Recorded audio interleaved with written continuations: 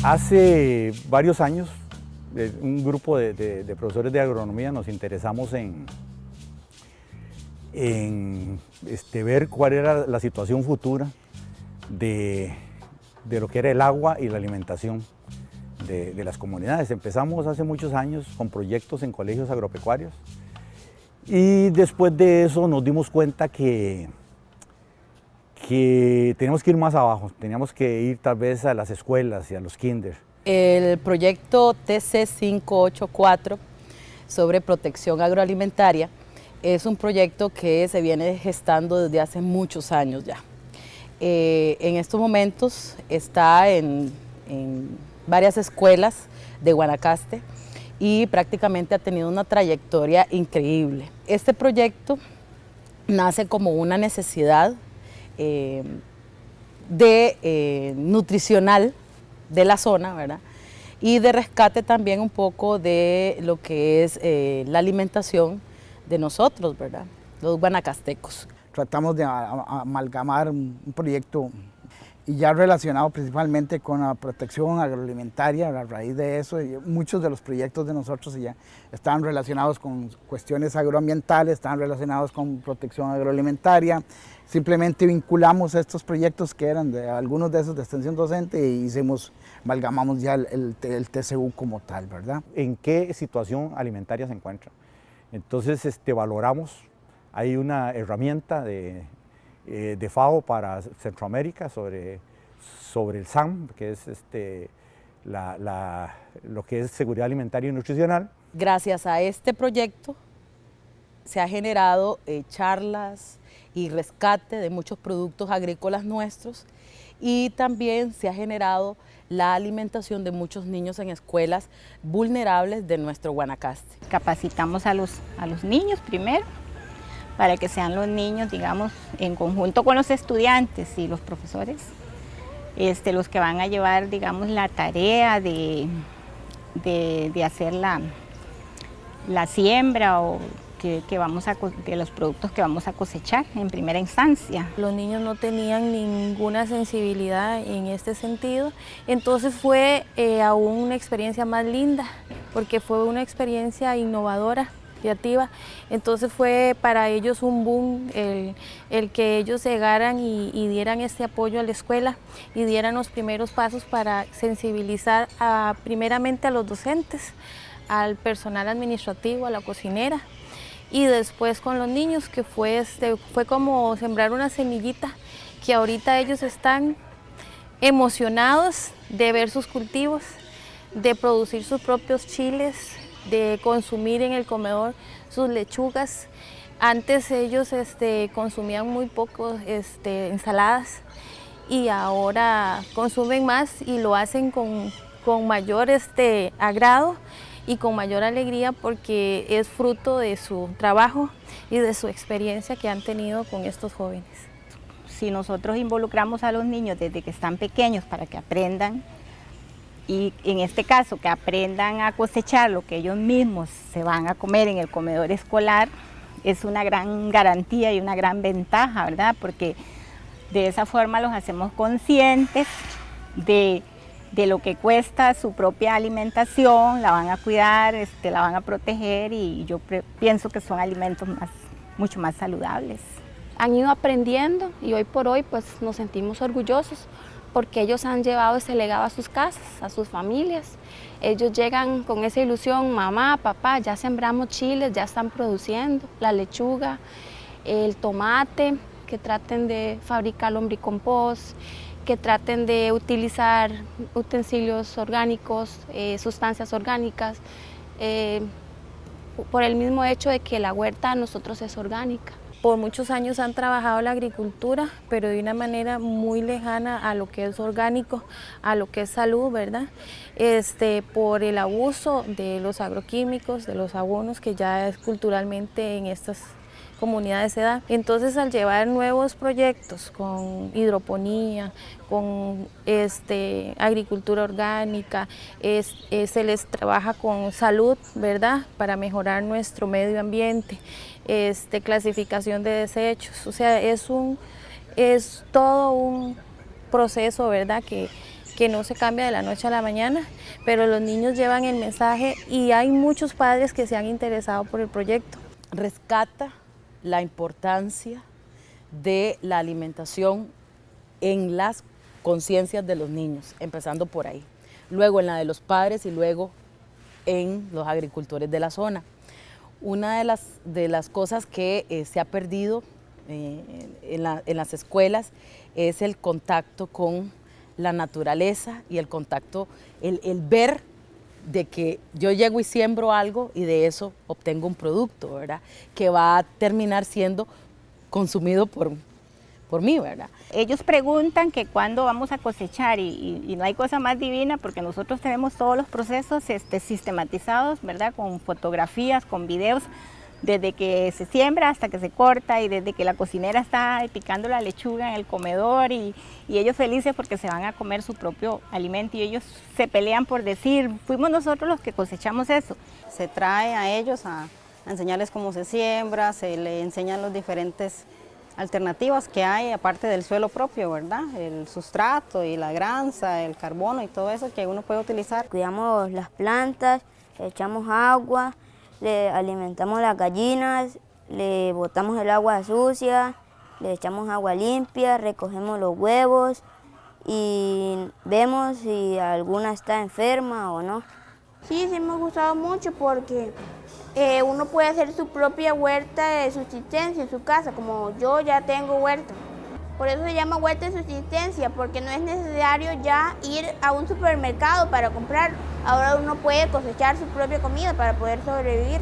Lo que queremos es volver a eso, al arraigo, al suelo, a la tierra, a ver la importancia de producir el alimento. Y es que la definición de seguridad alimentaria a veces nos dice que es llenar las necesidades de alimentación de una persona basada en su etnia, ¿verdad? Porque no lo vamos a llenar de hamburguesas, sino más o menos eso es lo que dice, pero obtener el dinero para comprarlo, eso se lo agregó el Banco Mundial. Y yo estoy en desacuerdo totalmente, porque llegará un momento en que tenemos el dinero, pero no tenemos a nadie que comprarle. Tenemos que producir nosotros lo que vamos a consumir. Estamos como vinculándolos también en lo que es la agricultura familiar, ¿verdad? Que es vital para poder entrarle a esto, a lo que es el cambio climático y a la problemática de la seguridad alimentaria que cada vez va siendo difícil y los va a traer muchos problemas a futuro, ¿verdad? Si no ponemos las barbas en remojo.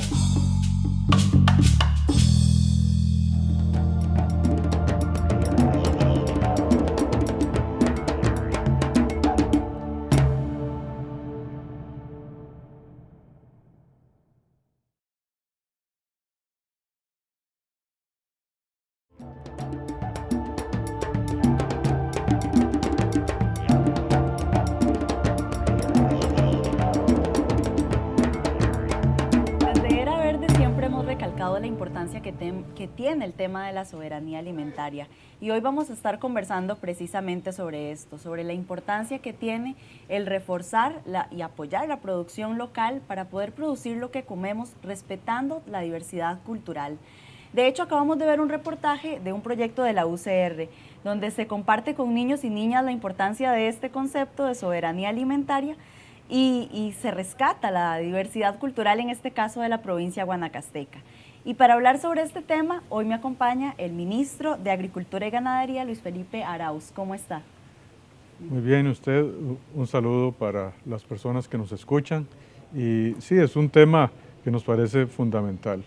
De hecho, es muy importante que partamos definiendo este concepto. En otras ocasiones en Era Verde hemos hablado del tema, pero me gustaría que retomáramos en qué consiste la soberanía alimentaria y también diferenciarla de la seguridad alimentaria, ¿verdad? Que es otro concepto que también está relacionado. Sí, partamos del tema de seguridad alimentaria. Seguridad alimentaria es fue definido allá en los años 90 por la FAO como el acceso que deben tener las personas a una alimentación nutritiva, saludable, que les ayude a llenar sus necesidades tanto en lo físico como en lo cultural. Entonces, seguridad alimentaria es un concepto que parte del consumo, que la gente tenga los alimentos que necesita, pero no hace una distinción de cómo se producen estos alimentos, de dónde vienen, etcétera. Soberanía alimentaria es más un derecho político, un derecho que tienen los países de definir sus propias políticas de producción agropecuaria, su propia política de producción de alimentos, y enfatiza el apoyo a la producción local de alimentos. Eso no significa que nos vamos a salir de las reglas de la Organización Mundial del Comercio, que vamos a hacer bloqueos comerciales a lo producido en otras partes, o que vamos a intentar producir cosas que aquí no se producen por las condiciones climáticas. Es más bien fortalecer con las herramientas que tenemos la producción nacional, fortalecer a los agricultores por la importancia que tiene la vida rural, la vida de los agricultores, porque son personas que están llevando un gran beneficio al país, están produciendo alimentos, están dinamizando la economía rural. Claro, y de hecho entonces sí tiene que ver con este esfuerzo político, ¿verdad?, por apoyar a estos productores, apoyar la producción nacional para que siga existiendo este fomento de la producción local, que vemos que es tan importante ahorita y que también hemos tenido en oportunidades la presencia aquí de productores y productoras nacionales en el programa y que siempre demandan esto precisamente, ¿verdad?, que exista un apoyo real del gobierno y un fomento a la producción local. Ahora, como país, ¿usted considera que deberíamos de aspirar realmente, digamos, o optar por tener esta soberanía alimentaria o solamente la seguridad alimentaria? O sea, ¿hacia dónde deberían dirigirse los esfuerzos políticos en nuestro país? Ok, aunque ambos conceptos van de la mano, uno tiene que hacer una distinción. Yo puedo tener seguridad alimentaria si produzco microchips, exporto eso y con base en eso consigo los alimentos en los mercados mundiales. Los consigo lo más barato posible, ¿verdad? Sin tomar en cuenta cómo fueron producidos, ¿verdad? Sin tomar en cuenta los temas laborales, ambientales, etcétera, ¿verdad?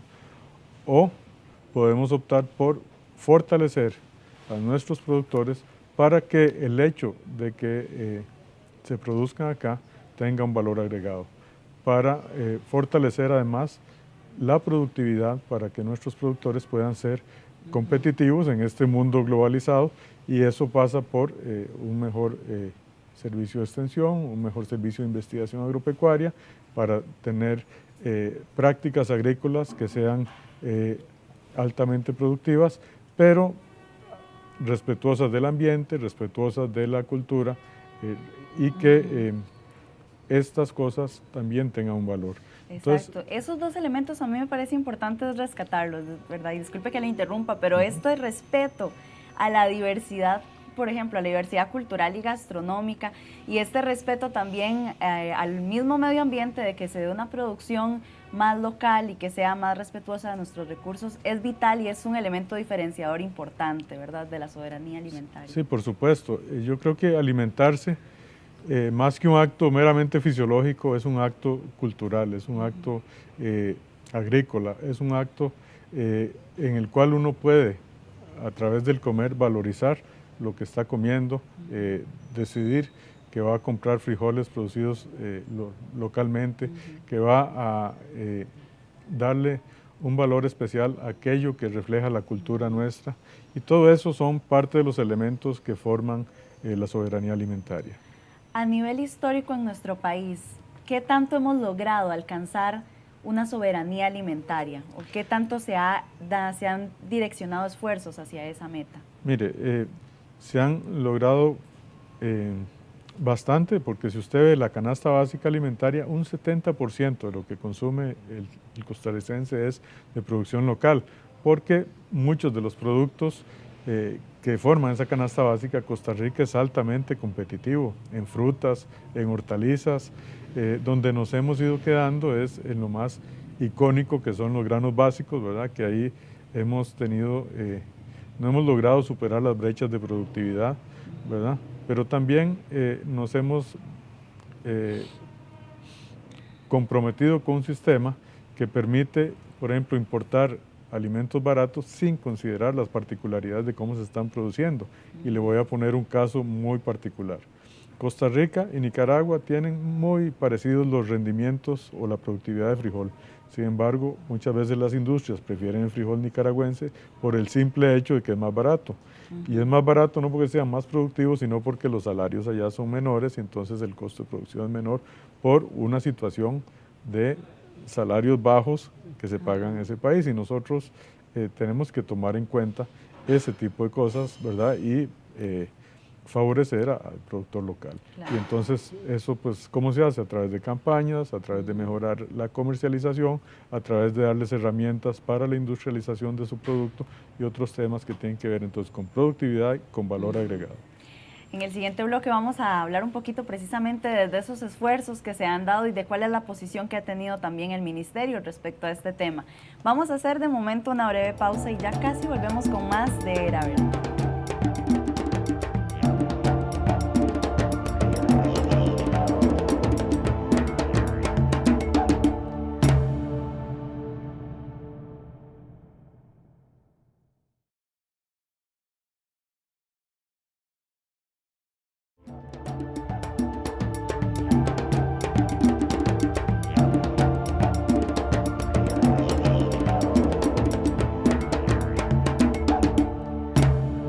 Seguimos acá en Era Verde y hoy estamos conversando sobre el tema de la soberanía alimentaria, diferenciándolo también un poco del concepto de seguridad alimentaria. Para ello me acompaña hoy el ministro de Agricultura y Ganadería, Luis Felipe Arauz, y estábamos conversando en el bloque anterior precisamente de que seguridad alimentaria tiene que ver con tener que comer, básicamente. No importa cuáles son las formas de producción que hay detrás, sino garantizar que las personas tengan que comer. Pero la soberanía alimentaria tiene que ver con cómo se produce lo que comemos, dónde se produce, cuáles son las condiciones, ¿verdad? Entonces, hay diferencias sustanciales. Y estábamos cerrando el bloque anterior hablando de cuáles son los esfuerzos que se han dado desde nuestro país históricamente para que podamos tener soberanía alimentaria. Me gustaría que usted nos comparta cuál es la perspectiva desde el Ministerio de Agricultura y Ganadería, cuáles son los esfuerzos que se han dado para que podamos tener soberanía alimentaria y cuál es la posición que tienen sobre el tema en general. Okay, ahí tenemos que partir de los instrumentos que ha firmado el país a nivel mundial. Eso nos marca un poco la cancha de lo que se puede y lo que no se puede hacer. Tenemos que partir de documentos y tendencias mundiales que han quedado plasmadas. Por ejemplo, hay un documento muy importante de la Conferencia de las Naciones Unidas sobre Comercio y Desarrollo. Es un documento del 2013 que se llama Despierte antes que sea demasiado tarde. Y claramente indica que en tiempos de cambio climático la agricultura tiene que cambiar y parte del cambio es dar mayor espacio político a la soberanía alimentaria. Y es un documento que de una organización que tiene que ver mucho con el comercio mundial y que es de Naciones Unidas, es de un gran peso. Y por otro lado, también tenemos que tomar en cuenta el otro marco referencial, que es propiamente el plan de gobierno con que esta administración asume el gobierno. Entonces, desde ese punto de vista, tenemos compromisos de política mundial, ¿verdad? Pero que tiene ciertas herramientas que se pueden usar. Vea, por ejemplo, hace poco en Estados Unidos hicieron un acto que a mí me parece típico de lo que es soberanía alimentaria, porque ellos lo practican todo el tiempo. Resulta que el queso que estaba entrando importado de otros países estaba muy barato y eso ponía en riesgo a los productores de queso de los Estados Unidos. Bueno, entonces ellos deciden, el Ministerio de Agricultura, el Departamento de Agricultura de Estados Unidos, comprarle el queso a los productores nacionales y regalar ese queso a la caridad, a los hospitales, ¿verdad? Eso es un acto de soberanía alimentaria en el cual el gobierno hace una acción afirmativa para proteger a sus productores, pero sin salirse del marco que la OMC permite, porque ese tipo de cosas sí las permite. Entonces, ese tipo de cosas es donde uno ve esos ejemplos. Sí, definitivamente a mí me parece que el papel, ¿verdad?, que tienen los estados, los gobiernos, es muy importante para definir cuál es el rumbo que sigue un país. Si le apostamos realmente a la soberanía alimentaria y apoyar la producción local, o si estamos apoyando un modelo que vaya más hacia la exportación e importación de productos. Entonces, hay también perspectivas críticas, ¿verdad?, respecto a cuáles son las decisiones que se han tomado a nivel país, que si le estamos apostando más a un modelo agroexportador y vemos que de hecho, ¿verdad?, la piña, por ejemplo, el banano, todos los cultivos que son de las plantaciones de monocultivos, están apostando más a otro tipo de modelo, ¿verdad?, pensando más en la exportación. ¿Cómo esto podría afectarnos el tema de soberanía alimentaria, ¿verdad?, si estamos apoyando a estas grandes empresas en vez de apoyar la producción local? Ok, yo creo que el apoyar el sector agroexportador no es incompatible con el apoyar la producción local de alimentos. De hecho, en el programa de gobierno se menciona que es necesario apoyar la producción local, es necesario apoyar no solo la producción, sino el valor agregado de la comercialización, pero también apoyar al sector exportador. Y un tema muy importante es que nosotros queremos una agricultura respetuosa del ambiente y que cree oportunidades para la juventud del agro. ¿Por qué? Porque si nosotros queremos que la agricultura siga creciendo y produciendo lo que comemos, necesitamos que los jóvenes se enamoren del agro, puedan seguir produciendo, ¿verdad? Y entonces eso es lo que le va a dar sostenibilidad verdadera a la agricultura. Y entonces necesitamos una agricultura que sea rentable, que permita a la gente tener una vida digna, que permita proteger el ambiente y a su vez llenar esos dos motores de la economía, el mercado local y el mercado internacional. Sí, yo creo que es muy importante de parte de la ciudadanía y creo que esa también es como una reflexión que saco de este tema, es que las personas también nos podamos estar concientizando sobre los productos que consumimos y que estemos muy pendientes también de las acciones que toma el gobierno para poder estar pidiendo cuentas, ¿verdad? Cuando vemos que no hay un apoyo o un fomento a la producción local, también es responsabilidad de la ciudadanía estar atenta a eso. Y ya con esto se nos está acabando el tiempo y precisamente vamos a pasar a una cápsula de nuestra sección de permacultura, Germinando Ideas de Permacultura, donde podemos también obtener algunos consejos para poder desarrollar iniciativas de producción en nuestros hogares, porque no hay excusa, si no tenemos espacio, igual podemos empezar a producir en espacios muy reducidos, entonces eso es parte del compromiso que debemos de tomar. Esto fue todo por hoy en Era Verde y les dejamos con más de la programación de Canal UCR, donde hacemos televisión con sentido. Es increíble que aquí en Costa Rica hay más de 30 variedades de maíz y que se están sembrando más de 10 variedades de papas criollas nativas. Incluso hay variedades de frijol para clima frío, para clima caliente y hasta uno comestible que crece en un árbol. Hoy nos vinimos para el Centro Especializado de Agricultura Orgánica, aquí en la Chinchilla de Cartago, y estamos con Eduardo Agüero, que nos va a estar comentando un poco de qué se trata el Banco de Semillas, la importancia de tener toda esta variedad.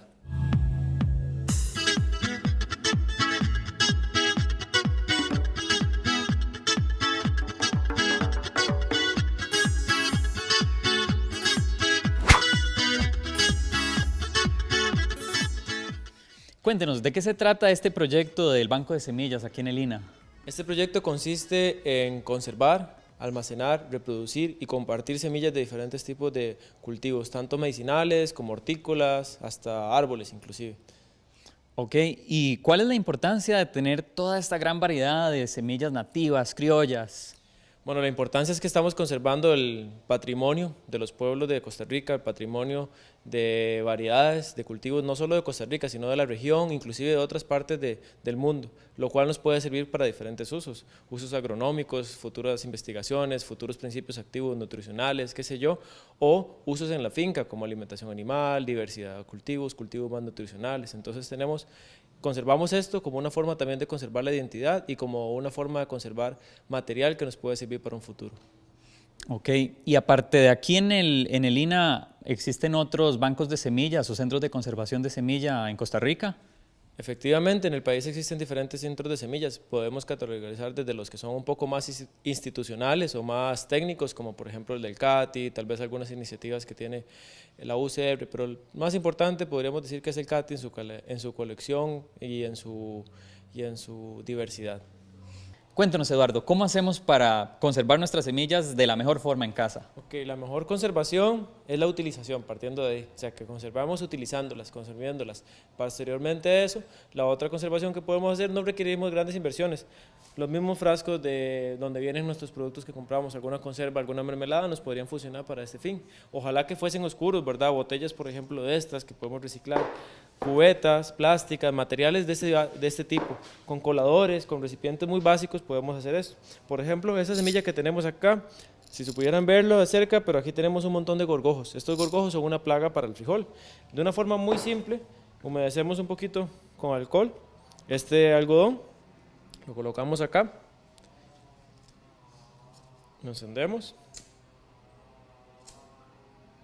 Una vez encendido, lo colocamos aquí adentro. Ahí ya sonó. ¿Eso qué quiere decir? El oxígeno, esto es muy básico de escuela, ¿verdad? El oxígeno fue consumido por el fuego y ya este recipiente quedó al vacío, por lo cual el gorgojo no tiene oxígeno para respirar y de esta manera va a morir. Entonces es una muerte por asfixia, lo cual también mata a las larvas. Entonces de esta manera conservamos un frijol o un maíz que también se pueden ver afectados por ese tipo de plagas. ¿Cómo cuánto tiempo podemos guardar las semillas así? Ok, lo ideal, detalle importante, que sea el frasco de vidrio y importante por ahí, estas semillas se pueden conservar hasta la siguiente temporada de cultivo, normalmente puede ser un año, es lo ideal, pero en buenas condiciones, si usted las secó, tiene un adecuado porcentaje de humedad, las semillas se pueden conservar hasta por más de 10 años, dependiendo de la especie o del cultivo que sea. Bueno, aquí están haciendo un súper buen trabajo en el Centro Especializado en Agricultura Orgánica. Le agradezco un montón a Eduardo por habernos recibido, por toda esta labor que están haciendo en conservar y compartir semillas aquí en el banco y en el campo. Bueno, con esto nos despedimos. Entonces recuerden la importancia que ustedes en sus casas también estén practicando todo esto que les estuvimos enseñando hoy, que nuestros huertos sigan creciendo, que nuestras mesas siempre estén llenas de comida y recuerden siempre compartir con quienes tal vez no la tengan tan a mano. Hasta aquí llegamos por hoy. Muchas gracias por acompañarnos. Ya saben, si tienen preguntas pueden escribirnos al correo electrónico. Si están en redes sociales déjenos un comentario. Nos vemos en la próxima Germinando Ideas de Permacultura.